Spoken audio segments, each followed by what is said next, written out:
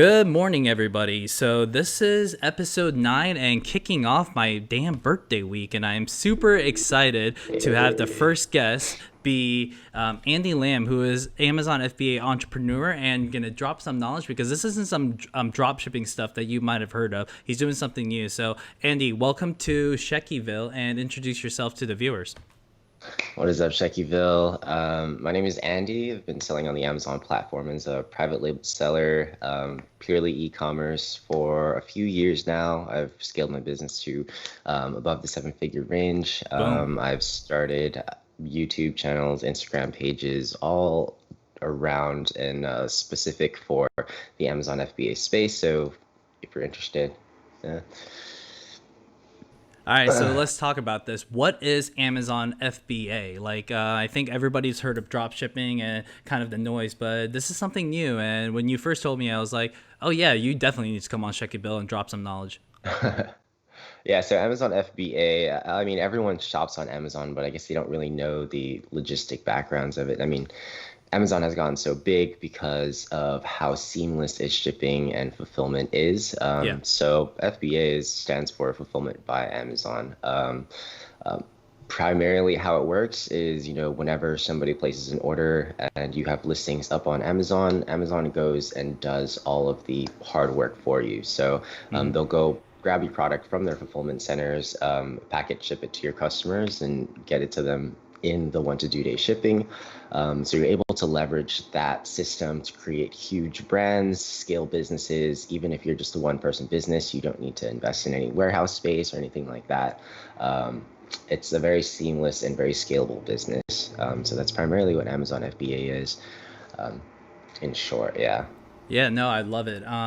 And then those people tuning in this week, if you leave a comment, you are automatically entered in to win an Amazon gift card from me.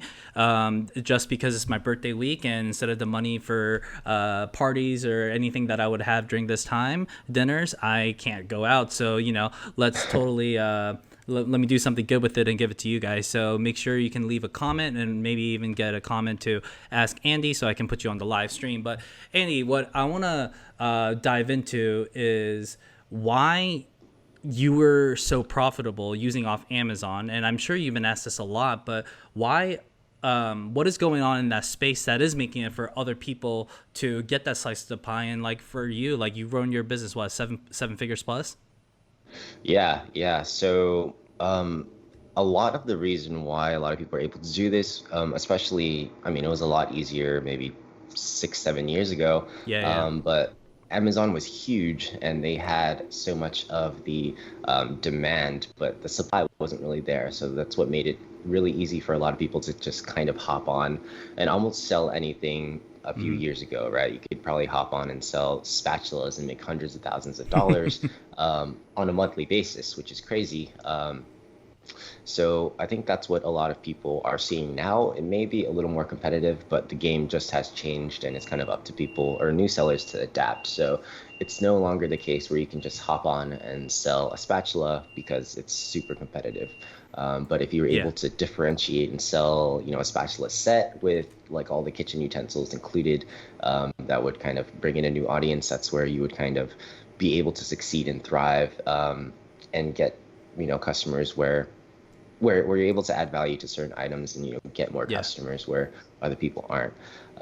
So that's one of the biggest reasons people are able to do it now. And it's still so very profitable and there's still so much money left on the table. So when people are always telling me like it's super competitive and there's no way you can build businesses off of it, it's like, I mean, I'm launching products every week or every month, and it's like still a huge business. So yeah, I think you're hitting on something that I hear a lot, which is people know that I made an entire career out of doing something in social media and being very fortunate to work for various big companies and agencies. And people are like, what's the trick? What's this thing? It's like, well, it's like anything. It requires hard work, right? There's no like magic fairy dust, and everything requires work. But even what you're articulating right now, which is there is so much opportunity, right? I'm on like what I would say is a not tangential, but like a different path in the e-com space as you, and there's plenty of room for both of us to grow, and no one's fighting for a piece of the pie, no one's trying to knock each other down. And but what I definitely see a lot and hear a lot are people that are just straight wanting to take the easy bucket, right? Like they just want passive income and not do anything and think that's the hack. It's like, no, it requires work, it requires dedication. So, I would love for you to, props on all the 7-figure stuff, but like walk us through the hustle and the work that you needed to put in to make this work. 100%. I mean, I can't tell you how often I hear, people looking just for the easy way out, like you mentioned, especially with the e-commerce space. Like a lot of people are looking to start their businesses on e-commerce because they feel that, you don't need to put in any work and you just make hundreds. Sorry, there's a all good. You can just make hundreds of thousands of dollars overnight without putting in any of the work. I have a YouTube video on this on my channel, but it wasn't always like sunshines and rainbows just starting out. Like I think when I was just starting out, I had a failed first product, and that was like $5,000-6,000 off the bat.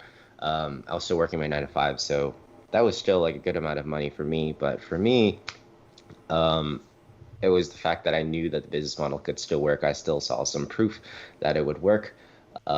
So I have a gripe with AT&T, and you guys know this because they keep disconnecting my viewers off live streams. And so that just happened. Andy, sorry about that. You were talking about still doing your 9 to 5 and grow that business. So let's continue that a little bit. Yeah, so I was trying to explain, like, a lot of people see e-commerce as the easy way out. And sorry, I don't know if he froze again. All right, so internet is funny. I'm trying to get you guys live, and I apologize. Andy, you've been a trooper hanging in. So let's once and for all continue this conversation. You were doing your 9 to 5 and then still growing this business and the hurdles of it. So talk to us about that. Yeah. So, like one of the biggest stories and one of the favorite stories that I like to tell is when people ask me, how is it that it seems so easy, and you've grown this business from the comfort of your own home so quickly, but they don't really see, they see the highlight reel, right? They see what comes out of it, but they don't see the back end. And a lot of people jumping into the e-commerce space really kind of expect this, and they only see the highlight reel of other e-commerce sellers, and they don't see the hustle behind it.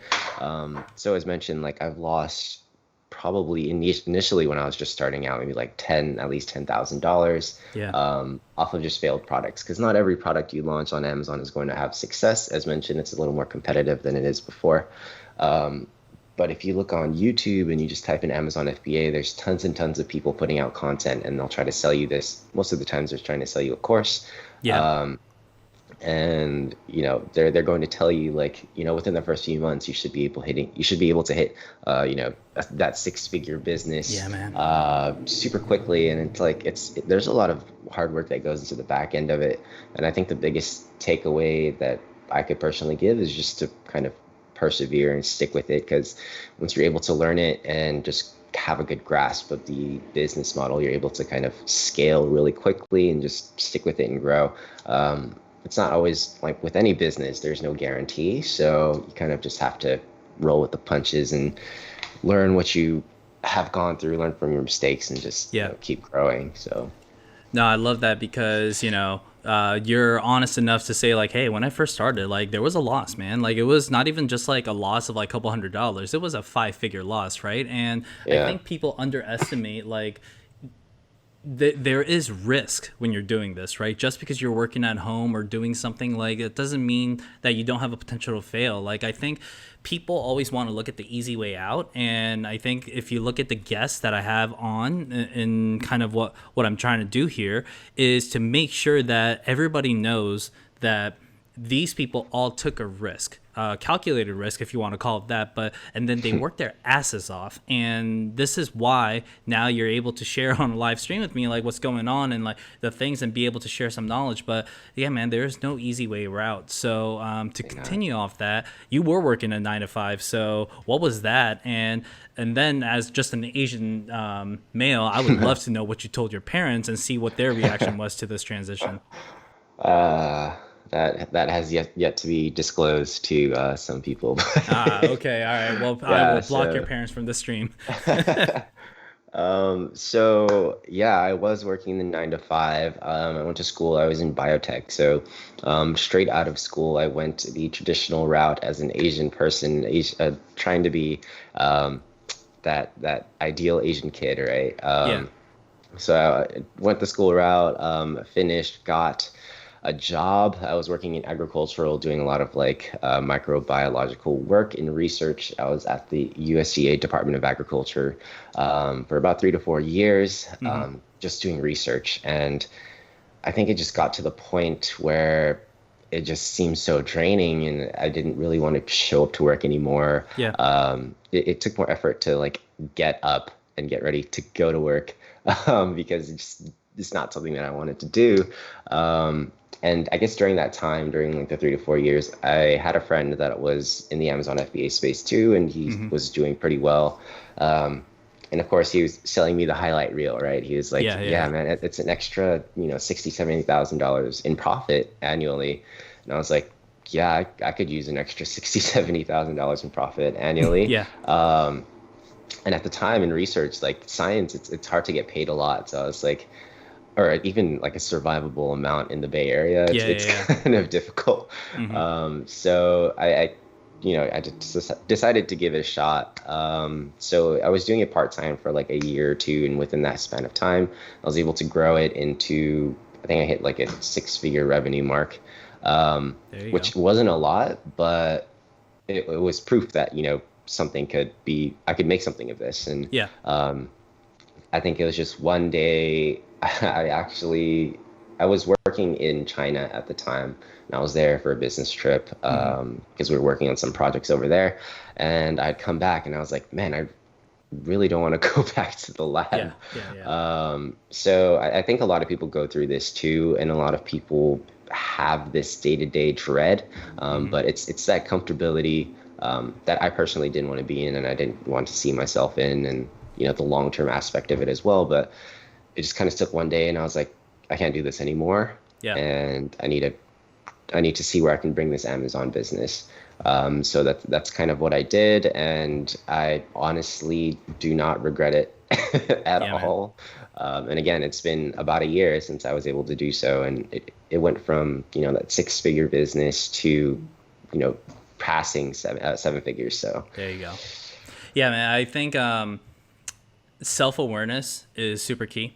I think some people, like you hit on something there, which is you realize immediately that, yeah, man, this thing is not going to work out for you. And you made a decision, and you were doing something passive in there, like trying to figure out what's going on and working with it. And then once you saw success and when you saw the vision, right, and you knew you could grow it, you're like, boom, I can go full strength. And I really I want people to hear that message, because I think, like, for me, right, I was very fortunate enough to know exactly what career I wanted and make something and then be able to advance it, and knew how hard I had to work to get to a certain level, right? Like, I love what I do every day and working, and I think because of that, I'm able to do something like this on the side and do what I love and get people, and go back to my journalism roots and host people like you on here to be able to drop stories like this. But I know I'm one of the, like, 1% of the 1% that loves what I do and be able to be able to pay for it. And you found something there, but you first had to have the self-awareness of, like, maybe this isn't it, the path. And like, the fact that I think you're saying, like, some people haven't been disclosed to kind of exactly where you're at right now, it shows how hard of a decision something like this is for most people. So yeah, props to you for making that decision, like, truly. for sure, definitely appreciate it. Yeah, my mom knows and my stepdad knows, but Hmm. my dad's one of those like, you need job security, like Yeah, you yeah, need insurance and your 401k, and like yeah, there's no way you can leave your job. yeah. And it's like, I just want to get to that point where I'm like, hey dad, here's like a new house, because it, There you it go. was when we were growing up, like it was tough and we never had a house. And I just want to be like, yeah, here's a new house, but I also quit my job like 2 years ago. So No, I fucking love it. I think it's something about, like, the Asian community that I think the more people I talk to, I have Minji coming on my show on Thursday, and she is real as it gets. So I'm gonna ask her a bunch of some real deep Asian stuff. But like, Yeah. it's so hard. Like, you talk to so many people, and you probably went to school with so many people, and it's a similar story, right? Like, you had to go down this direction. They want you to go to school. It's about getting that job. It's about getting that security, and like, there's so much pressure that comes from it, and it takes you to a different path. Like, even if you like doing something, at one point it becomes like not that. It becomes a job, and it's not your passion. And then Yeah. I see that happen so much in our Asian American community. Yeah, and it sucks to be honest. Like I have so many friends. I mean, I'm turning 27, and I have a lot of friends that are just hating their day to day. Yeah. Like I mean, they're getting to the point where they need to go to see doctors and things like that. And it's like you should Yeah. not be living your life like most of us have, all of us have extreme talent in one aspect or another, and you just kind of have to get yourself out of that. I mean, who are you really doing it for? Like, are you doing Right. it for your parents? Like, um, I mean, in the end, you need to be able to put yourself first. And, if there's things you want to pursue, like now is the time to do it. Like, everybody's watching Gary Vee nowadays, but Yeah. like, Yeah. he's, it's like, don't listen to your parents or your parents. Like, Yeah. Hmm. just do what you want to do pretty much. And I think a lot of people just need to be able to kind of do it and Yeah. take action. I think that's one of the biggest things. A lot of people are just kind of in the process of thinking about a lot of things that they actually want to do, but taking action. It's not necessarily to quit your job, but Hmm. try certain things or Yeah. just experiment type of stuff.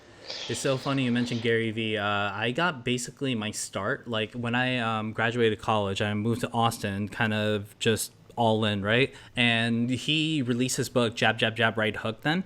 And Mm, one of the things that he was doing is like, hey, message me if you want a case study. And I had no following, right? Like, I had nothing. And Gary's like, hey, appreciate the hustle, can't do it. So I literally asked a lot of my friends, be like, I need you to tweet this to Gary Vee right now. And 7 of my friends like tweeted at Gary saying like, Tony deserves this case study. And then boom, I got connected to Gary Vee and Steve, and he sent me the case study, and like I put it on my blog, and that was something. And that was like when I first like got into the Gary Vee. I actually have somebody from the Sasha group coming on next Monday, Mark Evans, who was part of the Vayner media company and still am. Like, awesome. it's just, but like I have a deep Gary Vee connection, and Adam Posner, who was on, like had a Gary Vee connection. So I would love to hear like what how Gary Vee kind of came into your life, and yeah, just would love to hear that story. Awesome. Yeah, I personally haven't read any of his books. I've been meaning to, but it's I mean he's so out there, right? Yeah. And he's been able to grow such a big social media following because of it. Hmm. And I mean he just speaks truth for the most part. Like it's very I don't want to say exaggerated. It's very emphasized, I guess, but yeah, I mean he's just kind of like go against the grain, do what you want to do. Like it's okay to not okay to screw around, but like just make sure you do the work and put in the hustle, and don't not necessarily don't listen to your parents. Like I mean, coming again from the Asian background, it's like really hard to be able to just say screw what your parents say, don't listen to your Yeah. mom type of stuff. Yeah. But that's kind of generally what you need to do, just to figure out what you want to be doing on the long term. Right. Yeah, I just see his clips like every now and then when I'm scrolling social media and stuff, and like TikTok, because he was all like super big on TikTok and Yeah. stuff Yeah. like Yeah. that. So I mean, even I'm trying to like build the YouTube audience and social media following as well. So I wish I had hopped on TikTok earlier, Yeah. but I started recently posting more on TikTok. There you go. But yeah, it's like how people were getting big on Vine a couple of years ago, right? I kind of Hmm. see it as the Instagram of 8 or 7 years ago. Um, but yeah, he's definitely super influential in certain aspects, and a lot of my friends look up to him. So Yeah. Yeah, no, Gary's been great. I think when he released his next book, Ask Gary Vee, I got like 20 of it for my team, just so we can all get more of that in the social media views. So uh, appreciate you hopping on. Send me which book you want. Let me just send it to you, man. I think just All right. get one of those books in there and then do some passive reading. Like he's dropped some good stuff. I actually think like the new version of Crushing It. I forgot if it was called like Crushing It Again or like or I think it's Crushing It versus Crush It. But let me send you that. So after this, let's connect and send me your address. I'll send you that book. Sounds good. I'm down. Yeah, man. So I think let's go back into a little bit on the e-com space and the Amazon. So, Sweet. what happened since the pandemic hit? Like, what was the initial reaction from the marketplace, and like, where has it been now? Yeah, so most of the products and most of the time, depending on what you're selling, if you're selling, basic physical products like scissors or spatula or things like that, most of the time it's going to come from China, right? You're going to be Hmm. shipping overseas and sourcing from overseas. So of course, when Wuhan kind of had the outbreak, there was huge delays, and I Yeah. remember this was at the time I was just preparing for Chinese New Year's. So in China, they have about a month off for Chinese New Year. Right. So I had all of my inventory. Everything was forecasted to withhold Chinese New Year's and then some, but I wasn't expecting the additional. I mean, it was super unfortunate in China because um, I'm Chinese and it's important here, but in China, it's like, you know, they travel all over the place just Yeah. to kind of celebrate with their families. Hmm. So they just weren't able to do that. So in addition to the month they were supposed to celebrate initially for Chinese New Year's, they had an additional, I think, 3 to 4 weeks of quarantine. So nobody was in the streets, nobody was working, there was no production. Shipping was at a complete halt, I think, for a while. So there was just huge delays for me personally these times. In the beginning, for my personal business, I think sales were super slow. Yeah. Depending on what you're selling, if you're selling supplements, everybody was trying to buy vitamin C and things like that when That everything makes hit, sense. in addition to toilet paper and hand sanitizer.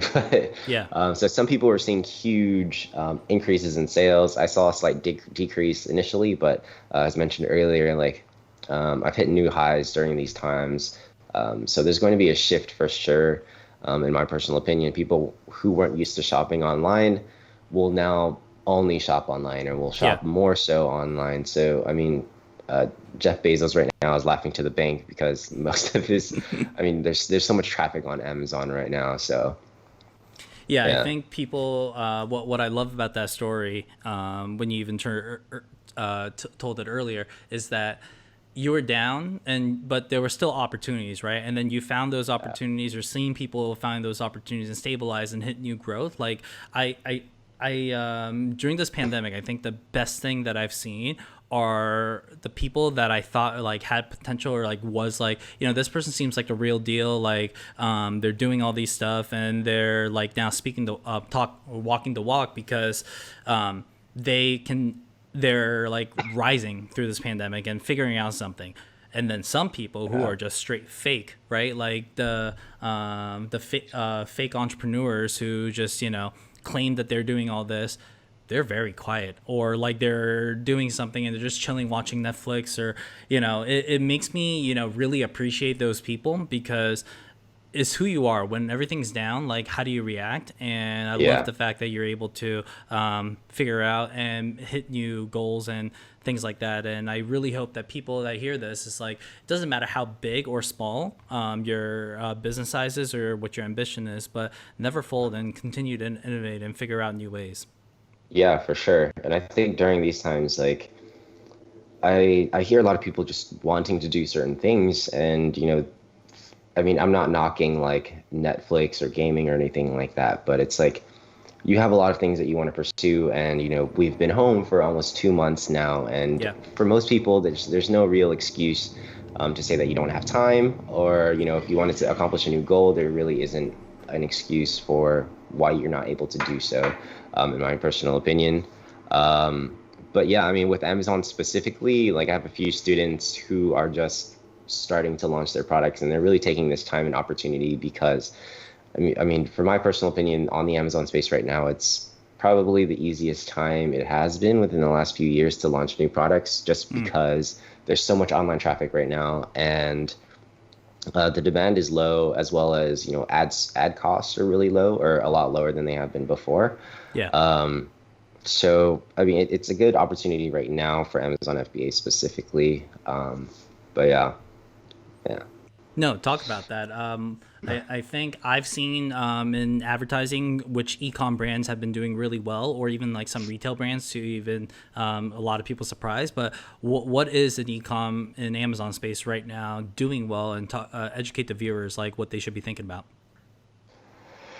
Yeah, I mean, as mentioned earlier, like there's just been a huge shift in just the retail space in general, and just online shopping has become such a huge aspect of just general retail. So, um, for me personally, and for my students, it's a huge opportunity to be able to focus on, which type of products are going to be in demand in the future, and kind of forecast where they can grow their business. So, I mean, the type of business that I focus on teaching and I do myself is very brand specific. That's primarily just to be able to sell the brand later on if you Yeah. want to have that as an exit plan.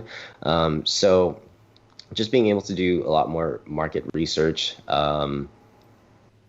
Yeah, sorry. What was the other part to your question? Yeah, just like the opportunities in the e-com space, and like what people should be thinking about, and like, or I guess actually kind of transitioning even further is how you figure out those trends, and like what you should be looking about to really think about growing your business. Yeah, yeah. I think right now it's like super important just to be able to learn as much as possible, especially if you're Mm, looking to get into the e-commerce space. Things like, I mean, I'm sure you're familiar with like Facebook marketing, Instagram marketing. It's all very linked and tied to the e-commerce space, and with mm-hmm. I mean, there's many different forms of selling online. As mentioned earlier, you did mention drop shipping. So a lot of drop shippers were having certain difficulties getting products over just because of the delays in China. So one of the biggest Yeah. things with Amazon FBA is that you're not shipping directly from China, and I know a lot of the cases when it comes to drop shipping, that's usually the case. But with Amazon FBA, everything's already in the States. It's just Yeah. sitting in the warehouses waiting to be sold. So that's personally one of the reasons why I love Amazon FBA, specifically private labeling. Um, but yeah, I mean, it's for me, in my opinion, it's very straightforward in a sense. Mm-hmm. But I mean, during these times, it just pays to be able to adapt to the current situation and kind of Yeah. grow. You know what I love about what you just said is like for you, it seems like logical, or there's like a linear step. For a lot of those people, like it's not. So like I think don't underestimate like kind of the knowledge that you bring to the space, because I think some people would have no idea, and like I'm sure your students Yeah. always value kind of what you're saying too. So you I would say that like yeah, you have some knowledge, so don't undersell yourself there. Yeah. Okay. Yeah. Appreciate you dealing with all the technical difficulties, but I really appreciated your time. Is there anything you want to leave the viewers? Any last words? Um, just take action, to be honest. Like if you guys have something that you want to pursue, whether it may be e-commerce or not, I think now especially is a good time to learn a good skill, learn a new skill. Like if you were to spend this time during the shelter in place, wherever you may be, it's important to come out of it with a new skill, in my personal opinion. And if you can add some extra money into your pocket, like why not? Dude, I absolutely love that. It took me a while to take action and start this podcast that I've wanted to do for the last 3 years, and then I'm going full steam. But you're right, this is the perfect time and perfect opportunity Yeah. to do it. Finally, tell them where they can find you, and what you offer, and how they can get started in Amazon FBA. Yeah, for sure. So I do have a YouTube channel. I took a mini break from it, but I post about 2 days or 2 times a week. It's at the official Andy on YouTube. Again, it's all very Amazon FBA specific. I might get into a little more general e-commerce knowledge. I do have an Instagram as well where I post pretty much daily with Amazon FBA content as well. That's also at the official Andy Lamb. And yeah, I do have a Facebook group. It's called the Prestige Amazon FBA Mastermind. Feel free to post any questions you may have there. But yeah, just trying to inform others about the Amazon FBA space. Yeah. No, I love it. Well, listen, thank you for coming on the stream. Really appreciate it. And yeah, man, appreciate you hanging in with all the technical difficulties because I know that ruined our Yeah, no pretty good worries. flow at the start. But It's all Andy, good. thank you for visiting Sheckiiville and dropping the knowledge. I really appreciate your time. For sure. Appreciate it. Thanks for having me. All right, chat later.